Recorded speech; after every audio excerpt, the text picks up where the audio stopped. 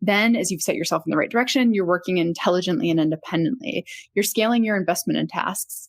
You're wise enough to know, and this is what we help new employees learn, that there's often something that could be done in 2 minutes, in 2 hours, in 2 days, or in 2 weeks, right? So aligning with your manager of what version of that do we want? What's actually necessary here is really helpful. There's also pieces about thinking about working productively and then also working a way in which you're not just losing yourself in kind of a glazed over laptop induced coma, but instead pulling up and thinking about, am I still doing the right thing? Am I doing it in the right way? Has something changed? Have I learned something along the way that means I should be doing it differently? And so pulling up and thinking, stamping out errors, and reality checking your work are all about ways to engage your brain, even if it feels like you could have kind of ended up in a place of just executing without connecting the dots more broadly.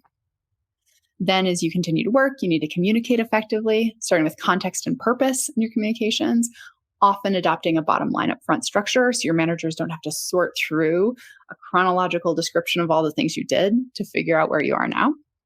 Being concise and also adapting your approach to your audience. Like I said, as you reflect on these things, I'm expecting that a lot of you are seeing this list and saying, yes, those are fundamental pieces. Those are how I think about people operating. And yet, reminding of people of those things and actually giving them the benefit of all this advice is kind of the consolidation of what you would learn in your first probably 2 or 3 years in a role, pulled together and kind of made more efficient.